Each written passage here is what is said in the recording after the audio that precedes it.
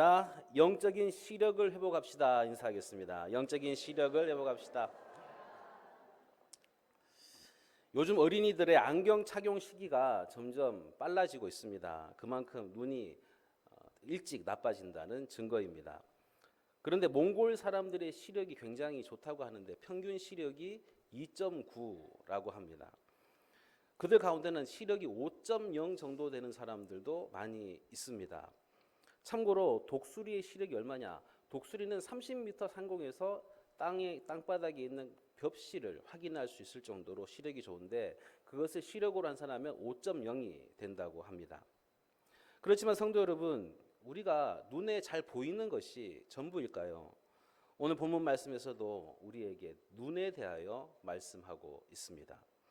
하나님의 인도하심에 의해서 이스라엘 백성들은 드디어 이집트에서 430년간의 노예 생활을 끝내고 이제 가나안 땅으로 떠납니다. 가는 도중에 하나님께서 한 곳에 이르러 장막을 치게 하시는데 그곳이 어디인가 하면 홍해 바다 앞이었습니다. 이스라엘 백성들이 이집트에서 승리한 군사들처럼 항우를 지어서 당당하게 걸어 나올 때 모든 것이 다 된 것처럼 생각했을 것입니다. 이처럼 당당한 군사들의 모습이 또 어디에 있을까요? 이집트의 바로를 굴복시키고 그의 모든 백성들이 보는 앞에서 열을 지어 나오는 군대는 신약 성경의 표현대로 하면 어린 양의 피로 구속함을 받는 하나님의 백성들의 모습과도 같습니다. 그 당시 이스라엘 백성들은 사기가 너무나 충천해 있어서 자기들이 무엇이든지 다 할 수 있을 것만 같았습니다. 하지만 실제로는 전혀 그렇지 않다는 것을 하나님께서는 너무나 잘 알고 계셨습니다. 이집트에서 종노릇하고 있을 때나 그곳을 탈출한 지금이나 그들의 생각과 가치관과 세계관에는 조금도 변화가 없다는 것을 하나님은 잘 알고 계셨습니다.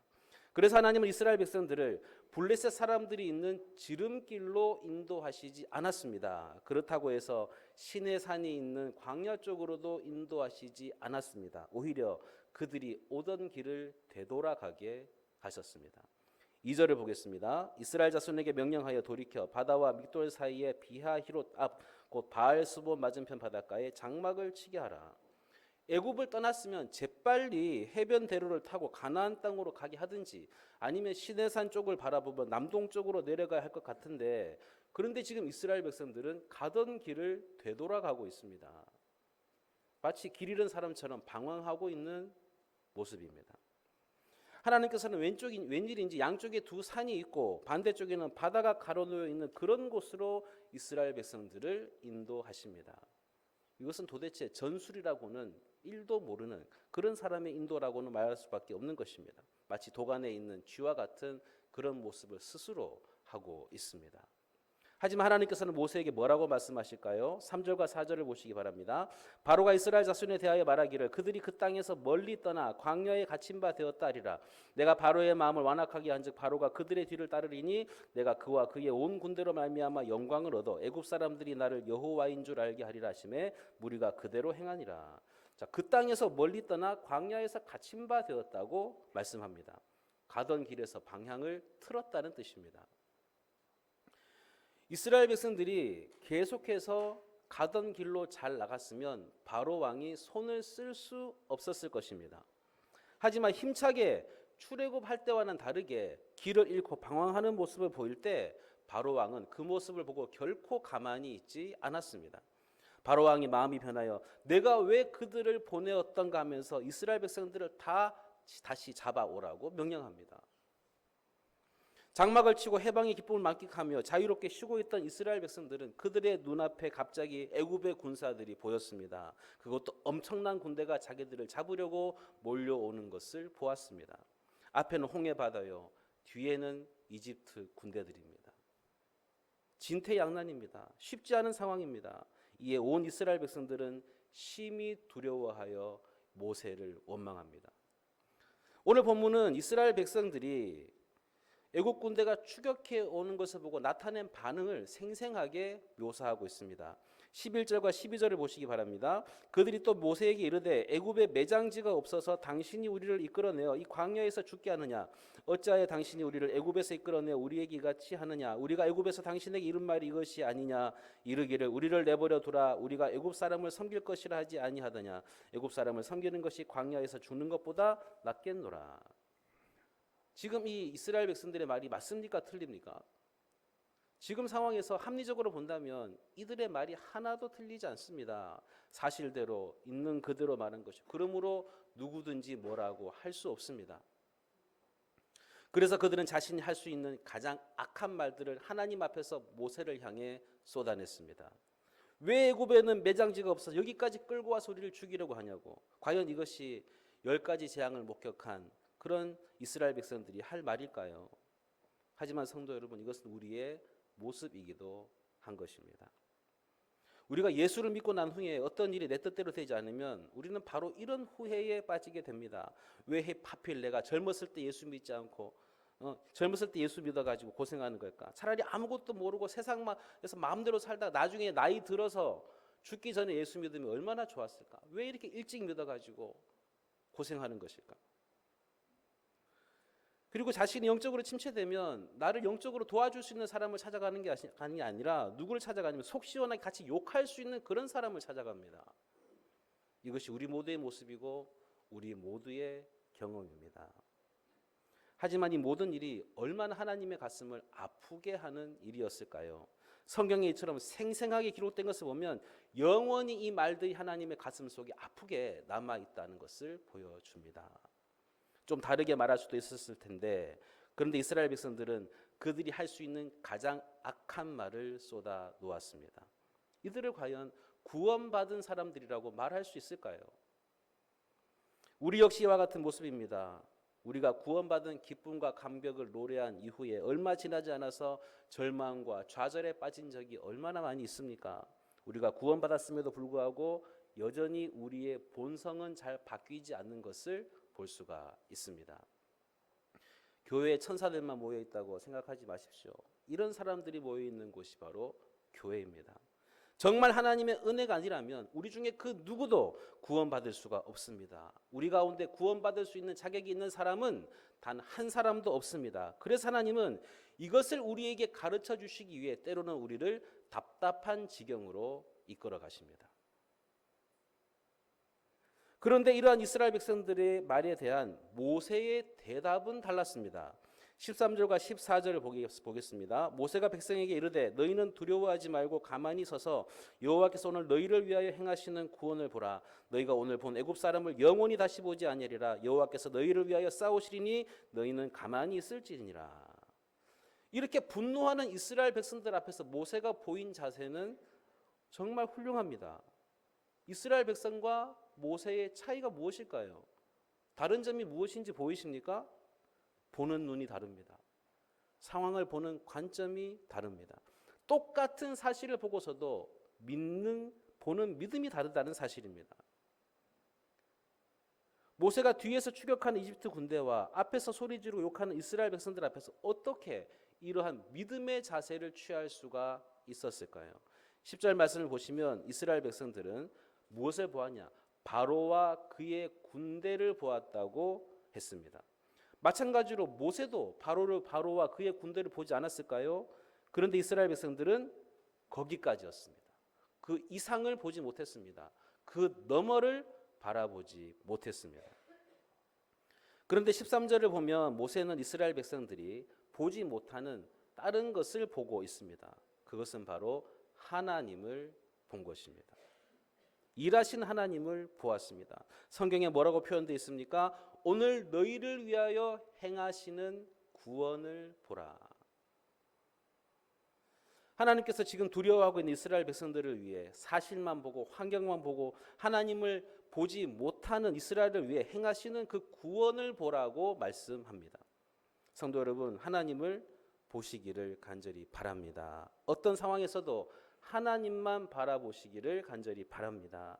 지금 눈앞에 펼쳐진 문제들이 있고 도저히 감당하기 어려운 그런 문제들, 그것들이 내 사실로 내 앞에 놓여 있다 할지라도 여러분의 시선을 거기에서 돌이켜서 하나님을 바라볼 수 있기를 간절히 바랍니다. 지금도 하나님을 일하시는 하나님을 바라볼 때 구원이 있습니다. 여전히 내 삶 가운데 역사하시는 하나님을 바라볼 때 문제의 해답을 얻을 수가 있습니다. 그러면 모세가 어떻게 하나님을 바라볼 수 있었고 어떻게 이렇게 불평하는 이스라엘 백성들 앞에서 담대하게 말할 수 있었을까요? 어려운 환경과 진퇴양난의 상황을 똑같이 보았는데도 모세는 어떻게 이스라엘 백성들과 다르게 말할 수가 있었을까요? 이것은 하나님을 바라보는 것보다 더 근본적인 문제를 말하는 것인데 하나님과의 관계를 말하는 것입니다. 이런 경우에는 어김없이 하나님께서 큰 구원을 베풀어 주신다는 사실을 모세는 체험했기 때문입니다. 여러분은 지금 하나님과 친밀하십니까? 생활 속에서 하나님이 가깝게 느껴지십니까? 다윗처럼 나의 하나님이라고 고백되어지십니까? 아니면 도마처럼 나의 주 나의 하나님이라고 그렇게 노래하고 계십니까? 하나님과 얼마나 영적인 교제가 있으십니까? 이것은 매일 매순간 얼마나 하나님의 세밀한 음성을 들으며 주님께 가까이 나아가느냐 하는 문제입니다. 요즘 성경 1독을 넘어 2독, 3독씩 하시는 분들이 속속 나오고 계십니다. 정순원 권사님 같은 경우는 병원에 입원했는데 2주간 병원에 입원했는 동안 하루에 4시간씩 성경을 읽어서 병원에서 성경을 한 독을 하셨다고 합니다. 몸은 약해졌지만 오히려 성경을 읽으면서 하나님과 가까워지면서 더 영혼은 더욱더 청춘의 영혼을 건강을 유지하는 거예요. 사랑하는 자여 내 영혼이 잘됨 같이 그 다음에 뭐예요? 범사가 잘 되고 그 다음에 강건. 영혼이 잘 되면 하나님과 가까워지면 건강도 하나님 주시는 거예요.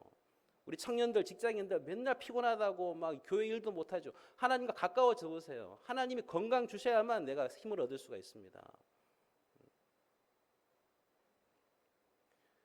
얼마나 하나님의 음성을 듣고 날마다 주님께 가까이 나아가느냐. 오늘 본문 말씀 2절에서 4절을 자세히 보시면 하나님께서 이미 모세에게 모든 계획을 말씀해 주셨습니다. 늘 하나님과 영적인 교제를 하였던 모세였기 때문에 이미 모든 사건의 전후 사정을 하나님으로부터 다 들었기 때문에 담대할 수 있었고 하나님만 바라볼 수 있었고 그래서 문제 앞에서도 평안할 수가 있었던 것입니다. 하나님의 말씀대로 바로의 군대가 물밀도 추적해오자 이스라엘 백성들의 반응은 원망일색이었습니다.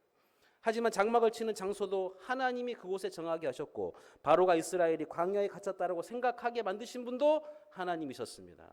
그런데 이 모든 것을 하나님께서 모세한테 말씀해 주셨습니다. 15절에서 18절을 보시면 여호와께서 모세에게 이르시되 너는 어찌하여 내게 부르짖느냐 이스라엘 자손에게 명령하여 앞으로 나아가게 하고 지팡이를 들고 손을 바다 위로 내밀어 그것이 갈라지게 하라. 이스라엘 자손이 바다 가운데서 마른 땅으로 행하리라. 내가 애굽 사람들의 마음을 완악하게 할 것인즉 그들이 그 뒤를 따라 들어갈 것이라. 내가 바로의 그와 모든 군대와 그의 병거와 마병으로 말미암아 영광을 얻으리니 내가 바로와 그의 병거와 마병으로 영광을 얻을 때에야 애굽 사람들이 나를 여호와인 줄 알리라 하시더니 지팡이를 들고 손을 바다 위로 내밀면 바다가 갈라질 것이라고 하나님께서 알려주셨습니다. 우리가 올림픽을 볼 때 예선전부터 결선전까지 숨을 죽이고 조마조마하게 보지만 이미 금메달을 딴 경기를 재방송으로 볼 때는 절대로 막 비명을 지르거나 하지 않습니다. 마찬가지로 이미 다 이긴 경기입니다. 결국 이길 것을 다 알고 있기 때문입니다. 모세는 이미 하나님으로부터 모든 계획을 들었습니다. 이미 이긴 싸움을 싸우는 것입니다. 그런데 이스라엘 백성들은 이러한 사실을 보지 못했기 때문에 걱정하고 두려워하고 있습니다. 우리는 세상을 살아가면서 안정된 길을 걸어가길 원합니다. 하지만 하나님께서 인도하시는 길은 결코 안전한 길이 아닙니다. 남들이 다 예측할 수 있는 그런 평안하게 길을 걸어간다는 것은 적어도 우리 그리스도인들에게는 해당되지 않는 것 같습니다.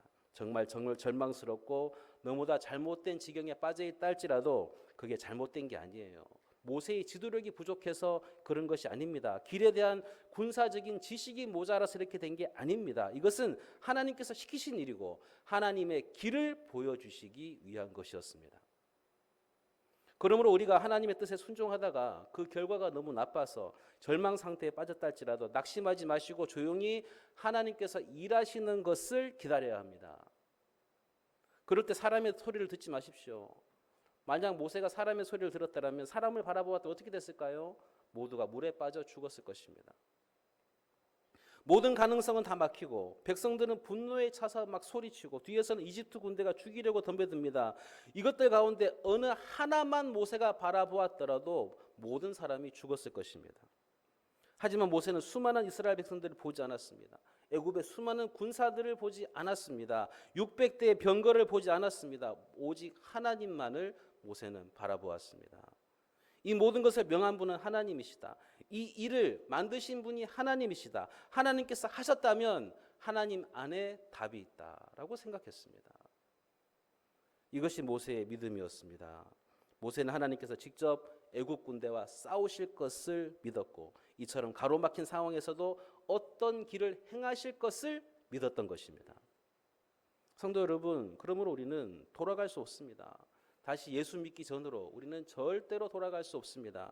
언젠가는 내게 남아있는 그 한 길도 사라지게 될 때가 올지도 모릅니다. 그렇게 믿었던 것들이 휴지 조각으로 나타날 때가 있을 것입니다. 그때 감사하십시오. 그때 자신을 미워하지 마십시오. 그때 하나님께서 하시는 것을 바라보십시오. 그리고 하루, 이틀, 한 달, 1년 이상이라도 인내하면서 기도하는 성도들이 될 수 있기를 간절히 바랍니다. 하나님이 주신 어려움은 하나님께서 해결하십니다. 세상에 손댈 수가 없습니다. 여기에 내가 손대는 것 자체가 나 스스로가 파멸을 자초하는 일입니다. 물론 이 말씀은 신뢰의 부분이 더 큰 것 같습니다. 가만히 있으라고 말씀하십니다. 가만히 있으라는 게 무슨 뜻일까요? 나는 할 수 있는 게 아무것도 없다는 뜻입니다. 그냥 신뢰하라는 거예요. 하나님께 맡기라는 것입니다. 맡기는 것은 안식하는 것입니다. 주일은 어떤 날이에요? 하나님께서 그분의 백성들을 기다리시는 날입니다. 어디에서? 정해진 장소에서. 예배당에서 기다리신 날입니다. 우리는 그분께 나와 내 모든 짐을 맡기는 것입니다. 이게 예배입니다.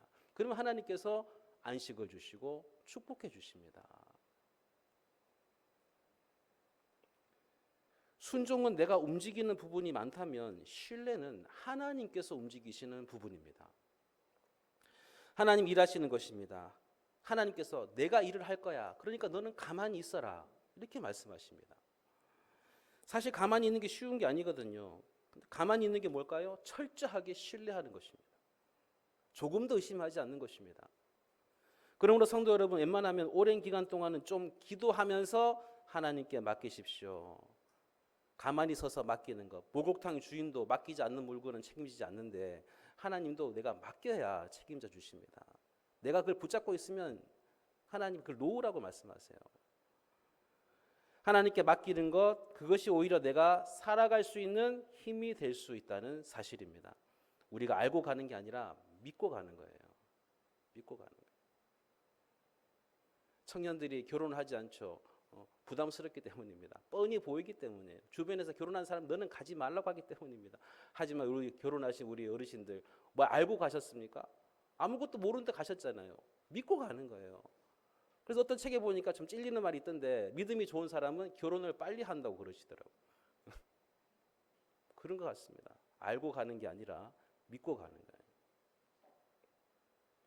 분명한 것은 하나님께서 합력하여 선을 이루어 주시고 좋은 것을 주시고 내가 상상했던 것보다 내가 기획한 일들보다 더 좋고 더 지혜롭고 더 존귀한 길로 우리의 인생을 이끌어 가신다는 사실입니다. 이사야 55장 8절과 9절에 이렇게 말씀합니다. 이는 내 생각이 너희의 생각과 다르며 내 길은 너희의 길과 다름이니라. 여호와의 말씀이니라. 이는 하늘이 땅보다 높음 같이 내 길은 너희의 길보다 높으며 내 생각은 너희의 생각보다 높음이니라. 우리가 생각하는 것보다 더 다른 길이 펼쳐진다는 사실입니다. 이스라엘 백성들이 홍해 바닷길이 열릴 거라고 누가 상상했겠습니까? 아무도 그런 상상을 하지 못했습니다. 홍해 길이 열렸다가 물이 덮여서 애국 군대를 다 진멸시켜 버립니다. 잠재적인 위험을 다 제거해 버리시는 것입니다. 그러니까 하나님의 생각은 그냥 우리가 하나님 앞에 도와주세요. 하나님을 그냥 구원자로만 생각하지만 하나님 그때 우리를 도와주시죠. 하지만 우리를 위험에서 건져주는 정도로 끝나는 것이 아니라 더 먼 미래의 후반까지도 하나님은 탄탄하게 만들어 주십니다. 그래서 광야에서 40년 동안 헤맬 때에도 그 어려운 상황 속에 애굽 군대가 다시는 잡으러 왔다는 이야기가 없습니다. 기껏해야 아말렉 족속들이 쳐들어올 뿐이었습니다. 하나님의 높으신 생각입니다. 광야를 행군해 나가는데 앞만 보고 나가도 힘든데 뒤까지 어려우면 얼마나 힘들었을까요? 그래서 하나님께서 이스라엘 백성들에게 말씀하시는 거예요. 뒤는 내가 처리해 줄게. 넌 앞만 보고 나아가기만 하라고. 그래서 하나님은 정상적인 길로 가게 하지 않으시고 홍해의 바닷길로 인도하신 것입니다.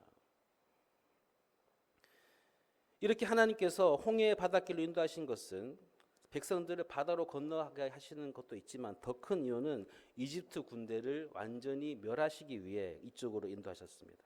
그래서 하나님의 구원은 우리의 상상을 뛰어넘는 것입니다. 성도 여러분, 오늘 8월의 마지막 주일인데 예배드리면서 스스로 상상하는 것들이 있을 것입니다. 연초에 계획했던 것들 상반기에 잘 이루어지셨나요? 아니면 올해 하반기에 나에게 어떤 일이 벌어지게 될 것인가? 이번 연말이 되면 어떻게 보면 내가 계획했던 것들이 하나도 이루어지지 않았을 수도 있을 것입니다. 하지만 분명히 내가 상상하지 못했던 홍해길이 열려져 있을 수도 있고 또 내가 그냥 부수적으로 생각했던 것들 그런 것들이 펼쳐져 있는데 오히려 하나님께는 내가 생각했던 부수적인 게 하나님께는 메인입니다. 하나님 편에서 애국 군대를 전멸시켜 버리시는 것입니다. 잠재적인 위협을 완전히 제거해 버리시는 것입니다. 하나님께서 그렇게 우리의 인생을 인도해 가십니다. 다시 말해서 내 생각 말고 하나님께 맡기고 하나님께 나아갔을 때 훨씬 더 내 삶이 강력해진다는 것을 깨닫게 해 주십니다. 여러분의 인생 가운데에도 홍해 바닷길에 구원을 맛보는 복된 성도들이 될 수 있기를 간절히 바랍니다. 그리고 잠재적인 위협을 다 제거해 버리시는 그런 완벽한 구원을 맛보는 성도들이 될 수 있기를 간절히 바랍니다. 21절과 22절을 보겠습니다. 모세가 바다 위로 손을 내밀매 여호와께서 큰 동풍이 밤새도록 바닷물을 물러가게 하시니 물이 갈라져 바다가 마른 땅이 된지라.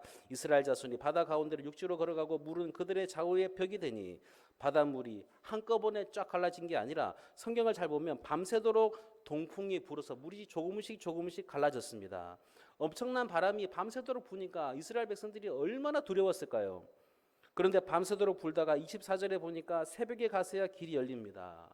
새벽에 길이 열렸습니다. 그러니까 여러분 새벽 기도는 뭐예요? 기적이 일어나는 시간입니다. 한번 따라하겠습니다. 새벽 기도는 기적의 시간이다. 홍해가 언제 갈라졌어요? 새벽에 갈라졌습니다. 여리고성이 언제 무너졌습니까? 새벽에 무너졌어요. 만나가 언제 내렸어요? 새벽에 내렸습니다. 예수님이 언제 부활하셨습니까? 새벽에 부활하셨어요. 오순절 성령 강림도 바로 새벽에 일어났던 것입니다. 예전에 군대에 있을 때 군종병으로 군복무할 때 제가 군대 가서 처음으로 이 세상에 차별이 있다는 것을 느꼈어요. 군대 가면 육사를 나온 분도 있고 삼사관을 나온 분도 있고 ROTC를 나온 분도 있고 그분들의 진급이 다 다르다는 것을 알게 됐습니다. 그런데 한 분이 장로님인데 이분이 삼사관 출신인데 이제 중령에서 연령 제한이 걸려서 이번에 진급 못하면 이제 옷을 벗어야 되는 그런 상황이 있었습니다. 근데 이분이 11월 달이 진급하는 달인데 한 1년을 열심히 새벽 기도를 나오시는 거예요. 열심히 하루도 안 빠지고 새벽 기도를 나옵니다. 눈이 오나 비가 오나. 그래서 내가 어떻게 열심히 기도하시냐 그랬더니 내가 할 수 있는 최선을 다해야 된다고 하나님께 기도해서 그랬더니 11월에 진급했는데 이분이 진급이 됐어요. 대령으로. 누구도 안 된다고 하는데 하나님께서 법을 바꿔서라도 그분을 진급을 시켜주시는 것입니다. 그래도 나중에 전역하고 들었는데 그분이 나중에 별도 달았어요. 육사는 별을 못 달았는데 육사도 아닌 분이 별을 단 것입니다. 새벽에 나와서 기도했더니 하나님은 기적을 상식처럼 만들어 주셨습니다. 지금 오순절 마가 다락방에서 기도하던 120명의 제자들이 성령을 체험하죠. 그들이 나가서 예수님께 받은 대로 복음을 전하니까 사람들이 뭐라고 말하냐면 이들이 갈릴리 사람들인데 어떻게 이렇게 외국어로 말을 하고 하는가. 이 사람들이 새 술에 취했다. 새로운 술을 마시고 지금 취했다고 그렇게 조롱했습니다. 그러다 베드로가 저들에게 요엘서의 예언의 말씀을 전합니다. 여러분 제 이야기를 들어보십시오. 지금 오전 9시입니다. 우리가 아침부터 술을 먹고 있을 그런 사람들이 아닙니다. 우리가 이 새술에 취한 것처럼 보이는 것은 요엘 선지자의 예언이 성취된 것입니다. 아침 9시에 사람들에게 설교했으니까 새벽에 성령의 충만을 받아 이들이 외국어를 말하고 또 이적을 체험했던 것입니다. 그러므로 성령 강림은 오순절 새벽에 일어난 일입니다. 다시금 새벽 기도에 그 제단을 쌓으시고 기도의 밧줄을 다시 굳게 붙잡는 성도들이 될 수 있기를 간절히 소원합니다. 하나님의 시간이 있다는 거예요. 하나님의 타이밍이 있다는 사실입니다. 아무 때나 역사하지 않고 하나님이 역사하시는 그 카이로스의 시간이 있습니다. 다시 말해서 새벽 시간이 훨씬 더 하나님께서 강력하게 역사하시는 시간입니다. 새벽에 성전에 나와 기도하고 맡기면 하나님께서 내가 전혀 상상하지 못했던 제3의 길로 인도해 주실 것입니다. 여러분의 삶 가운데에서도 내가 상상하지 못했던, 내가 몰랐던 홍해의 바닷길이 열리는 그런 축복이 함께 하시기를 간절히 축원합니다. 27절 28절을 보겠습니다. 모세가 곧 손을 바다 위로 내밀매 새벽이 되어 바다의 힘이 회복된지라 애굽 사람들이 물을 거슬러 도망하나 여호와께서 애굽 사람들을 바다 가운데 엎으시니 물이 다시 흘러 병거들과 기병들을 덮되 그들의 뒤를 따라 바다에 들어간 바로의 군대를 다 덮으니 하나도 남지 아니하였더라.